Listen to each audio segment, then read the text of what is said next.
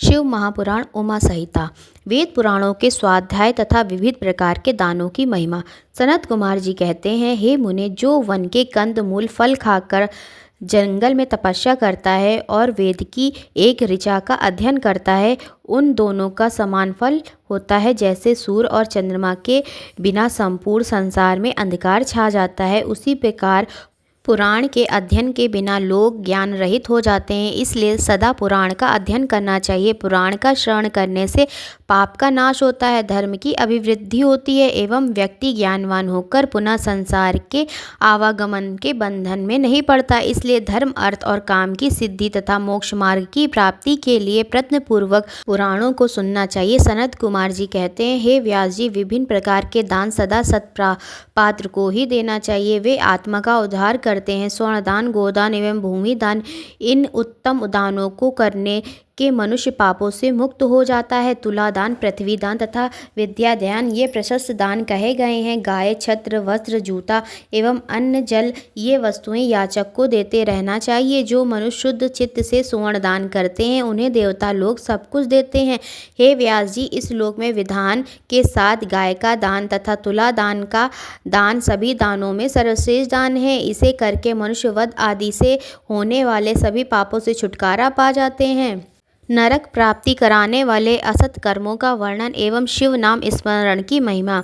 इसके बाद ब्रह्मांड दान का महात्म एवं ब्रह्मांड का वर्णन करके सनत कुमार जी बोले, हे व्यास जी, जो मनुष्य ब्राह्मण, देवता एवं गौओं के पक्ष को छोड़कर अन्यत्र झूठी गवाही करता है अथवा मिथ्या भाषण करता है, वह रौरव नरक में जाता है।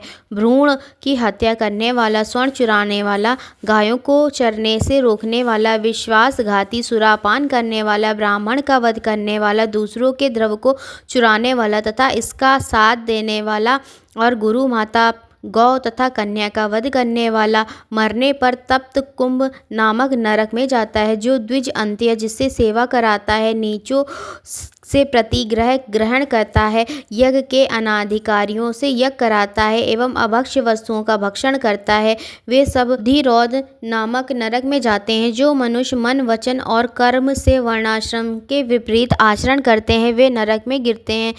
हे व्यास जी, स्वयंभु मनु ने बड़े पापों के लिए महान प्रायश्चित तथा अल्प पापों के लिए अल्प प्रायश्चित कहा है। जिस पुरुष के चित्त में पाप कर्म करने के अनंतर पश्चाताप होता है, उसके लिए तो एकमात्र शिव जी का स्मरण ही सर्वोत्तम प्रायश्चित है। हे व्यास जी, नरक और स्वर्ग ये पाप और पुण्य के ही दूसरे नाम हैं। इनमें एक तो दुख देने वाला है और दूसरा सुख देने वाला है। ये सुख दुख तो मन के ही विचार हैं। ज्ञान ही पर ब्रह्म है, ज्ञान ही तात्विक बोध का कारण है। ये सारा चराचर विश्व ज्ञानमय ही है। उस परम विज्ञान से भिन्न दूसरी कोई वस्तु नहीं है। तपस्या से शिवलोक की प्राप्ति। व्यास जी बोले, हे सनत कुमार, अब आप उस शिवलोक की प्राप्ति का वर्णन करें जहाँ जाकर शिव भक्त मनुष्य फिर नहीं लौटते हैं। सनत कुमार जी कहते हैं, हे व्यास जी, शुद्ध कर्म करने वाले एवं अत्यंत शुद्ध तपस्या से युक्त जो मनुष्य प्रतिदिन शिव जी की पूजा करते हैं, वे सब प्रकार से वंदनीय हैं।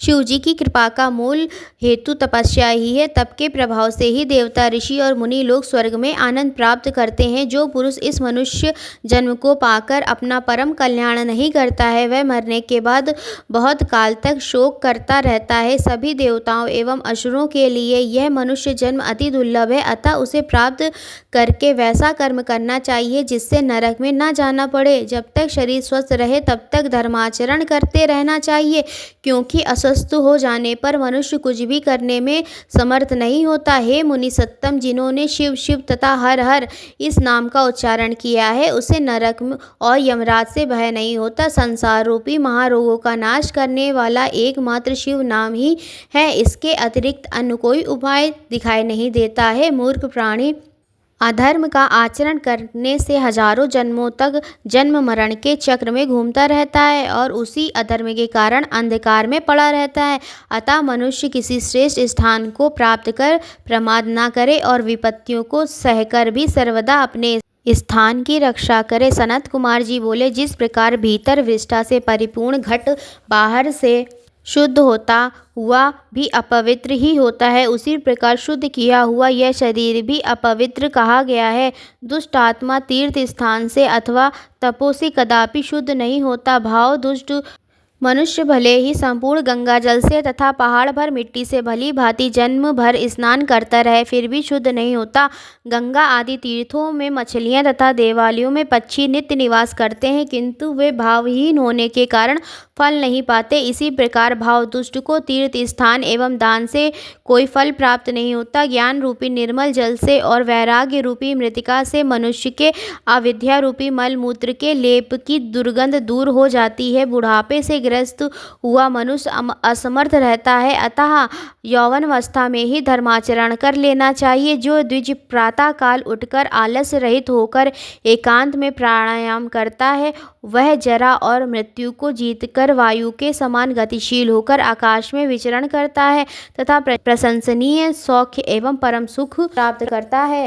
भगवती उमा का कालिका अवतार। इसके अनंतर छाया पुरुष स्वर्ग, कश्यप वंश, मनु वंश, सत्यव्रतादि वंश, पृथ्वीकल्प तथा व्यासोत्पत्ति आदि का वर्णन सुनने के पश्चात मुनियों ने सूत जी से कहा, हे ब्रह्मवेत्ताओं में श्रेष्ठ सूत जी, अब हम लोग आपसे भगवती जगदम्बा के मनोहर चरित्र को सुनना चाहते हैं। परब्रह्म महेश्वर की जो सनातनी आद्या शक्ति है, वे ही त्रिलोकी को उत्पन्न करने वाली पराशक्ति है। उनके दक्ष कन्या सती तथा हेमवती पार्वती के 2 अवतार हमने सुने।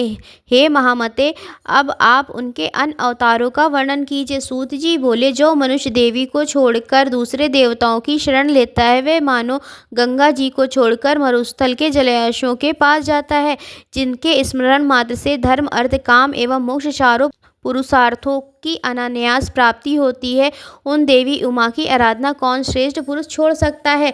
पूर्व काल में महामनासुरथ ने महर्षि मेघा से यही बात पूछी थी। उस समय मेघा ने जो उत्तर दिया वही मैं बता रहा हूँ।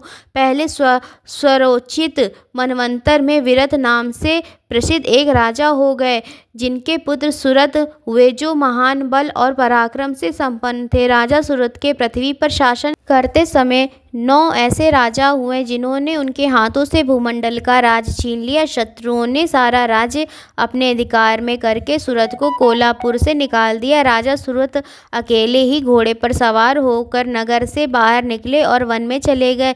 वहां उन्होंने एक श्रेष्ठ मुनि का आश्रम देखा, जहां वेद मंत्रों की ध्वनि गूंज रही थी तथा सभी जीव जंतु शांत भाव से रहते थे। वहां जाने पर मुनीश्वर मेघा ने मीठे वचन तथा भोजन और आसन द्वारा नरेश का सत्कार किया।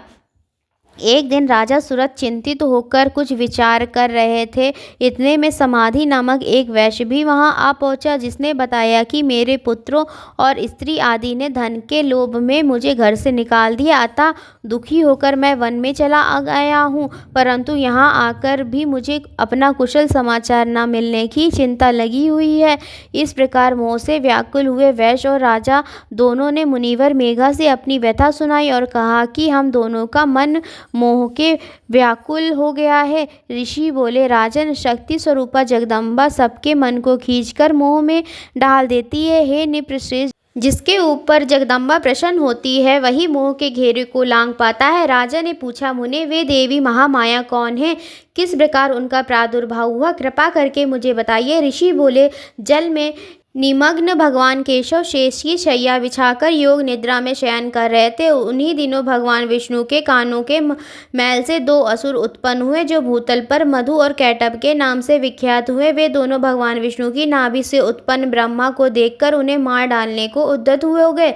उस समय उन दोनों दैत्यों को देखकर तथा विष्णु को क्षीर सागर में शयन करते हुए जानकर ब्रह्मा जी परमेश्वरी की स्तुति करने लगी। हे अंबिके, तुम इन दोनों दुर्जय असुरों को मोहित करो और अजन्मा भगवान नारायण को जगा दो। ब्रह्मा जी की प्रार्थना करने पर जगत जननी महाविद्या फाल्गुनी शुक्ला द्वादशी को शक्ति के रूप में प्रकट हो महाकाली के नाम से विख्यात हुई। इसके बाद जनार्दन ऋषिकेश निद्रा से उठे और उन्होंने अपने सामने मधु कैटभ नामक दोनों दैत्यों को देखा। उन दैत्यों के साथ विष्णु का 5000 वर्षों तक बाहुयुद्ध हुआ।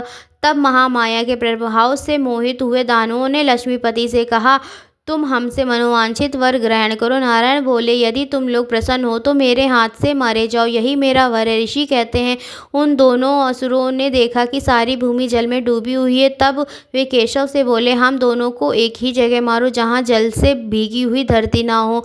विष्णु ने परम तेजस्वी चक्र उठाकर उन दोनों दैत्यों को अपनी जांघों पर रखकर उनके सिर काट दिए। हे राजन, इस प्रकार मैंने आपसे कालिका की उत्पत्ति कह दी। अब महालक्ष्मी के प्रादुर्भाव की कथा सुनिए।